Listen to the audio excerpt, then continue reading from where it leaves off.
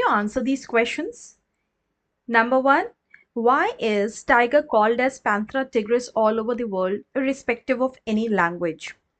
How do the scientists they organize and study nearly 1.8 million species on this planet Earth that are known? And is identifying an organism, naming them and classifying them is all the same thing? Hello students, welcome to BioWords with Pallavi, your go-to destination for mastering biology with conceptual clarity and smart preparation for board and NEET examination. If you do not know the difference between all the questions that I have asked you, today we'll answer all these three questions as we explore biodiversity, systematics, taxonomy, classification, and binomial nomenclature. So let's start. Biodiversity. When we talk about biodiversity, here we are talking about means the variety of living organisms that are present on Earth. Now, it includes different kind of organisms, like when we are talking about the plants. Together with that, we are talking about animals. So here we have mostly talked about those plant and animals, whether they are unicellular or multicellular, they are still visible by our eyes in majority of the cases. Together with that, we are also going to talk about in biodiversity a lot of microorganisms that are present, like bacteria, fungus, protozoans, etc. Scientists have identified and described approximately 1.7 to 1.8 million species so far that have been discovered, known, and they have been studied for. But children, इसमें से हमारे पास लगभग 1.25 million हमारे पास ऐसी species of organisms हैं जो कि सिर्फ are accountable for animals. And approximately you have 0.55 million species that have been identified and known for the plants. जैसे कि एक फॉरेस्ट है तो उसमें ट्रीज भी होंगी, ग्रासेस भी होंगे, monkeys, birds, they would be having the fungus, bacteria and all lot of these things. क्योंकि हमें पता है कि जो हमारी डाइवर्सिटी है, जैसे जैसे एरिया बदलता है वैसे वैसे डाइवर्सिटी में भी चेंजेस आते हैं. So children, moving on कि हम किस तरीके से एक ऑर्गेनिज्म को we are able to study them, diversifying, classifying them, putting in certain groups and categories, we talk about a broader branch that we call as systema. So this word systema is being derived from a Latinized Greek word systema और इसका मतलब होता है हमारे पास orderly arrangement. तो हम orderly arrange किसे कर रहे हैं? Let us see. The study of the diversity of the organisms and all their comparative and evolutionary relationship. तो ऐसा नहीं है कि हमें सिस्टमैटिक में सिर्फ चीजों को एक अरेंजमेंट में डालना है, बट रादर व्हाट हैपेंस इज ये जो हमारे पास सिस्टमैटिक्स हमारे पास एक ब्रॉड ब्रांच है, ये हमें समझने में मदद करती है. अब किस चीज को समझने में मदद करती है देखते हैं. It helps us to understand क्या चीज, how are organisms related to each other. हमने कैसे पता लगाया कि हम जो है कहीं ना कहीं चिंपैंजी से कुछ रिलेशन रखते हैं. तो how are organisms related to one another, ये हमें पता लगाना है. हमें कैसे पता कि हम एम्फीबिया जो है डाइवर्सिफाई हुए और उन्होंने रेप्टाइल बनाया, या हमें कैसे पता चला कि हमारे पास मोलस्कन्स मॉडिफाई हुए तो इकाइनोडर्म्स बने. ये सारी चीज़ें हमें सिस्टमैटिक्स पता लगाने में मदद करती है. इसके अलावा they are also helping us in understanding how they have evolved, कैसे evolution हुआ है.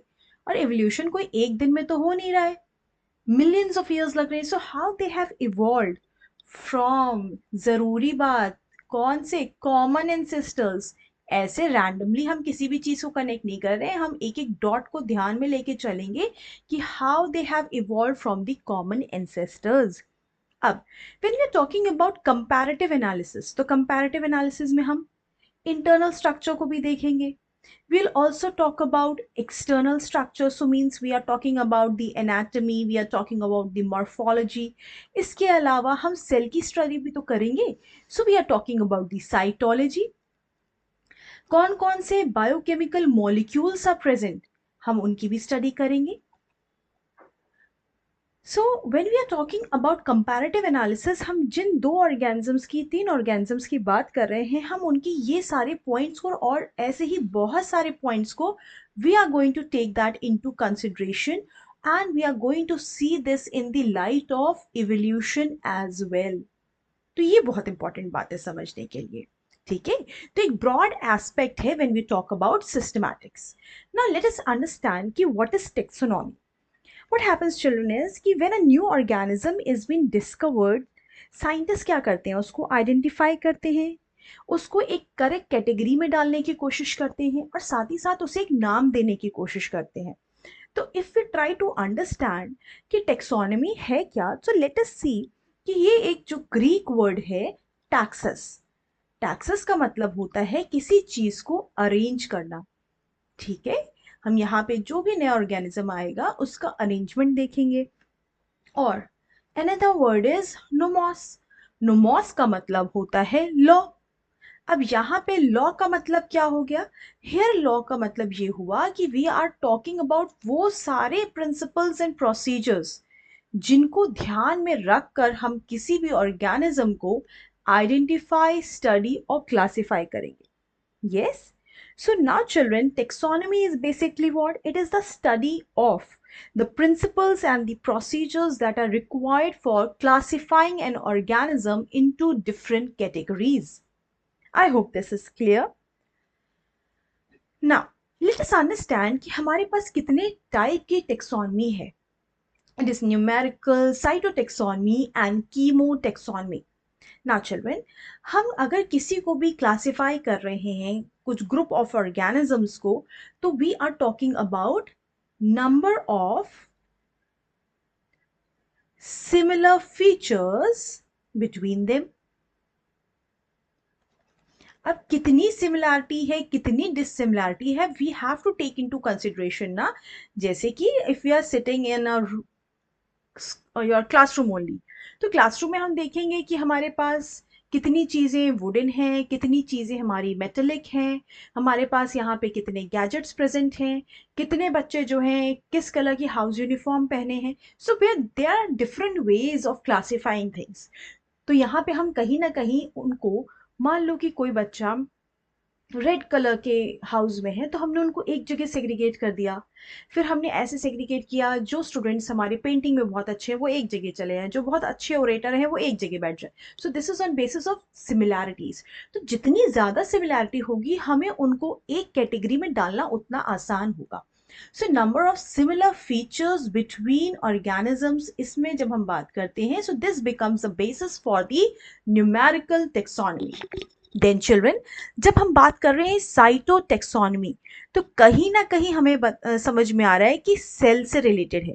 अब अगर ये सेल से रिलेटेड है तो यहाँ पे we are classifying the organisms based on what, based on the chromosome number. कितने क्रोमोसोम्स हैं उसके बेसिस पे हम यहाँ उनको क्लासिफाई करेंगे. And together with that DNA कैसा है, so chromosome number and DNA structure ये डिसाइड करेगा cytotaxonomy of classifying the organism. Next children, chemo. अब कीमो से वर्ड समझ में आ रहा है कि we are somehow talking about कौन कौन से different type of chemicals are present. Yes, so here what we are going to see is we are going to classify them on the basis of the similarities in the structure of their chemicals. कौन कौन से chemicals पहले present हैं और किस तरीके से वो केमिकल्स प्रेजेंट हैं, और उन केमिकल्स का बायोकेमिकल कॉम्पोजिशन क्या है, that is very important to know. तो यहाँ पे on these basis children we are going to now do what, we are going to classify an organism.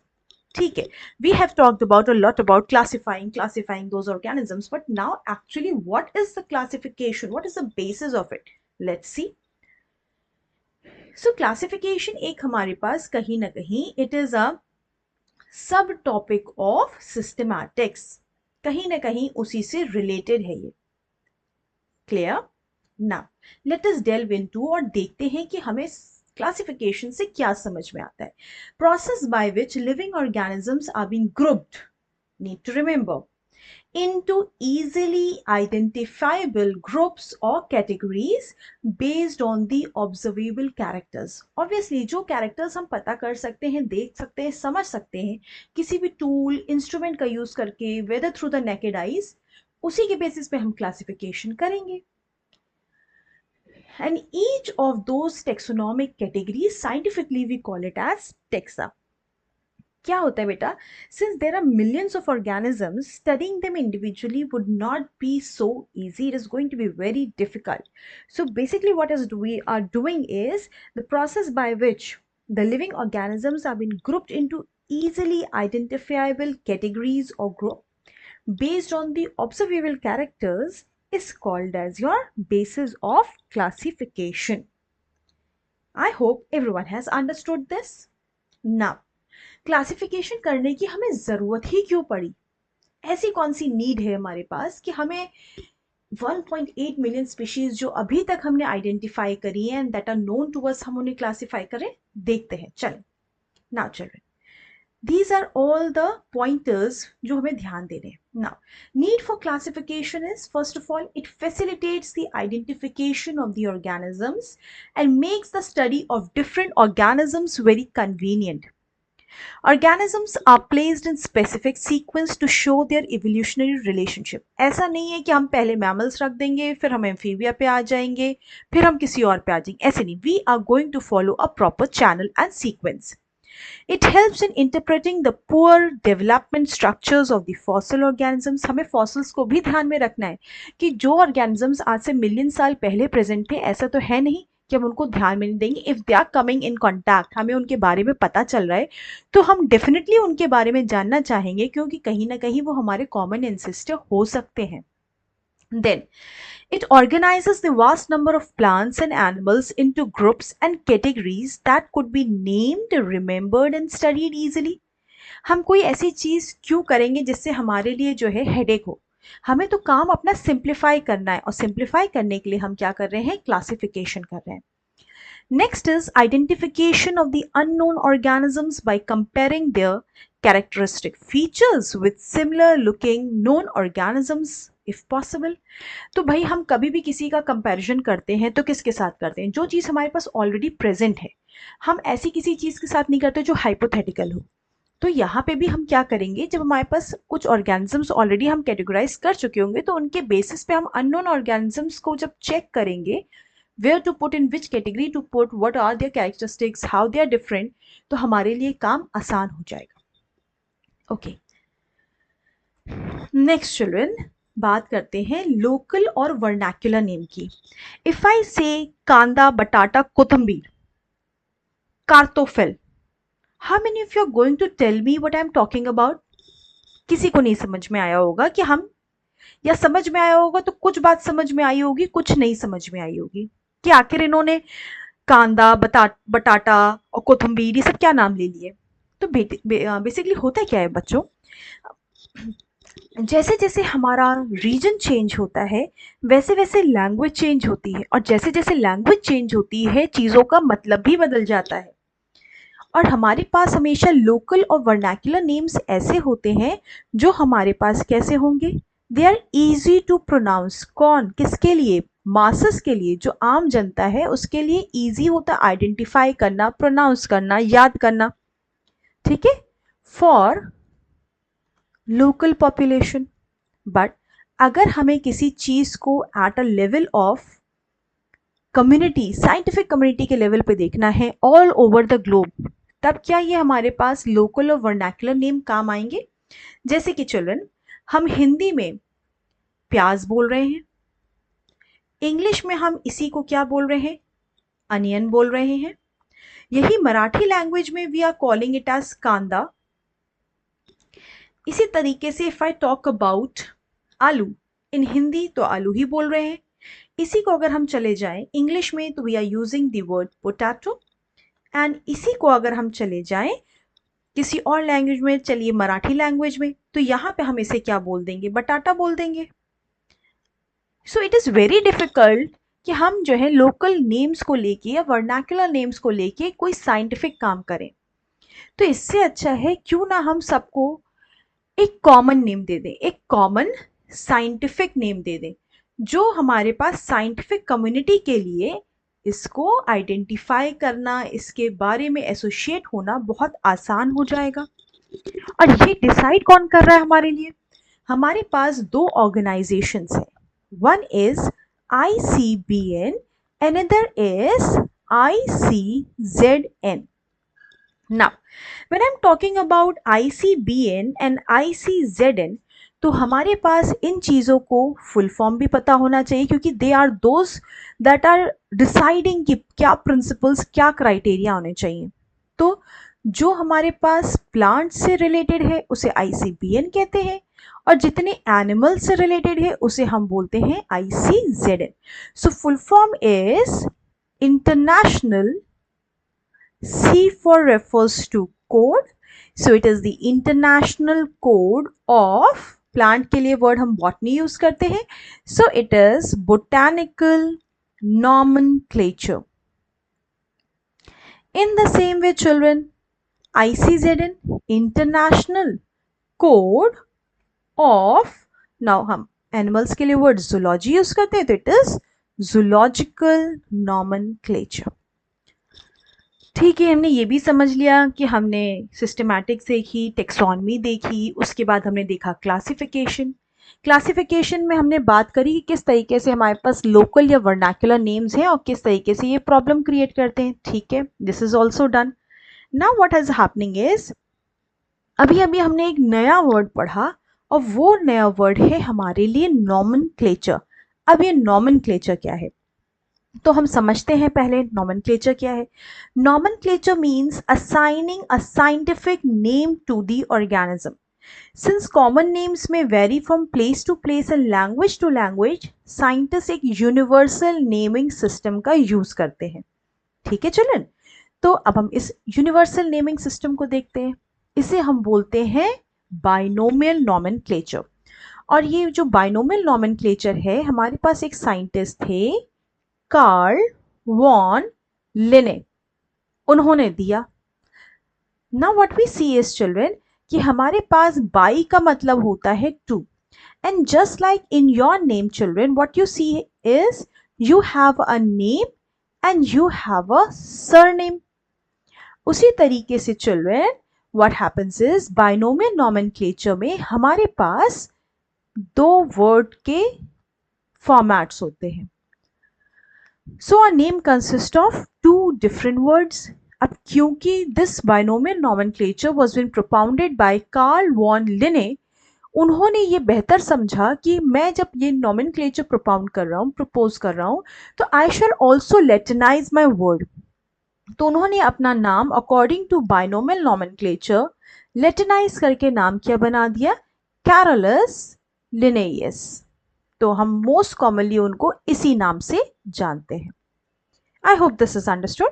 और जिस बुक में इन्होंने इसके बारे में प्रोपाउंड किया था children, the name of that book, ये बहुत इंपॉर्टेंट होता है आपको याद करने के लिए, आपको पता होना चाहिए साइंटिस्ट के डिफरेंट कॉन्ट्रीब्यूशंस का। तो it is Systema Naturae. I hope यहाँ तक समझ में आया होगा। Now children let us see कि हमारे पास क्या रूल्स एंड रेगुलेशंस हैं नॉमेनक्लेचर के। The name of the organism consists of two Latin words, and or if the word is not been derived from a Latin language, उसको Latinize करना ही करना है। Then the first word begins with a capital letter, very important, and it is called as generic epithet. Next, the second word will begin with a lower case and refers to as the specific epithet. Okay, बात समझ में आ गई कि मेरे पास एक scientific name में दो words होने चाहिए। पहले को हम बोलते हैं जेनरिक एपिथेट, दूसरे को बोलते हैं specific epithet. So the first word thus designates, उसको हम क्या बोल देते हैं, we call it as genus, and the second word designates a particular what? A species of that genus. आपको ये कुछ एग्जाम्पल से समझाते हैं तो आपको बेहतर समझ में आएगा. सबसे पहले we are taking example of humans only.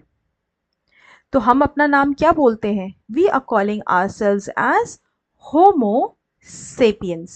So children, what you have seen is this first word is your genus and the second name is called as the species.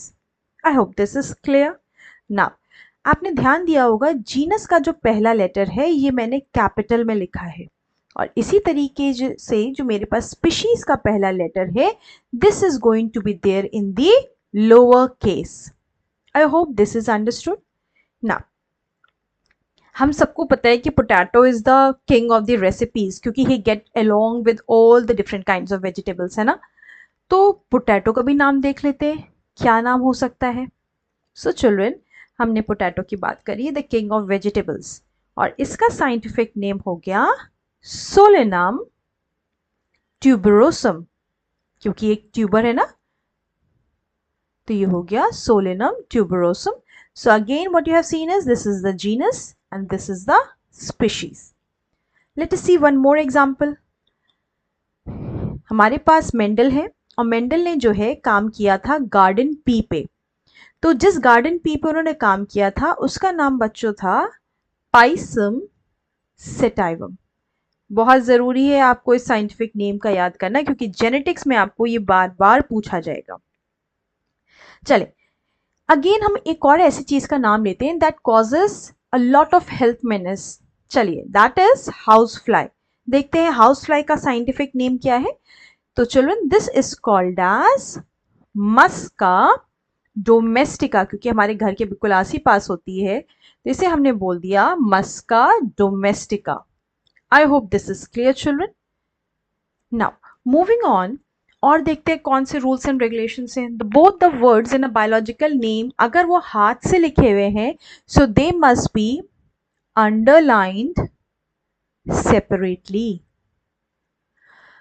So this is what you have seen कि मैं पीछे बेटा जितने भी scientific name मैंने लिखे हैं उन सारे साइंटिफिक नेम्स को मैंने क्या किया है, सेपरेटली अंडरलाइन किया है.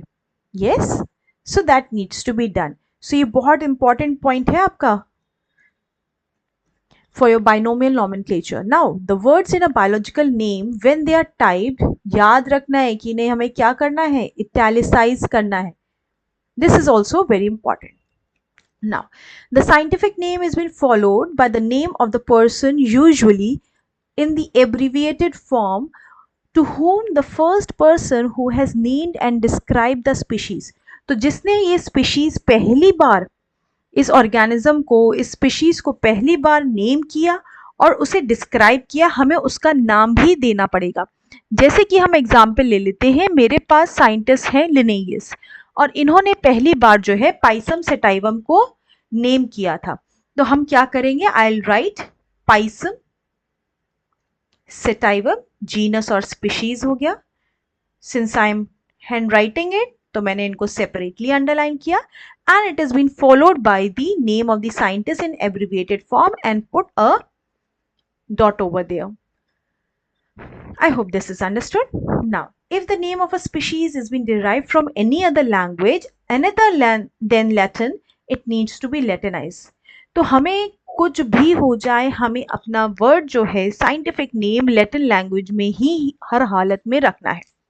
Now children, no two generic name in a kingdom can be the same. जैसे एक ही घर में आप दो लोगों को सेम नाम नहीं दे सकते ना. अब आप किसको बुला रहे हैं, किससे बात कर रहे हैं, नहीं पता चलेगा ना. So in the same way, no two generic names in a kingdom can be the same. Now children, another point, that is the last one. But the same specific name can be used in two different genera. तो हम species का नाम जो है वो use कर सकते हैं अगर वो डिफरेंट डिफरेंट जेनरा से है. जैसे कि मैं क्या करती हूँ, मैंगो के लिए I am writing children it is Mangifera indica. तो जब मैं मेंजीफेरा इंडिका लिख रही हूँ तो again children I will follow the binomial nomenclatures rule. अब इसी तरीके से मैं इमली ले रही हूँ, इमली को हम लोग टैमरिंड बोलते हैं ना. तो children what I am writing, the name is Tamarindus indica. है ना।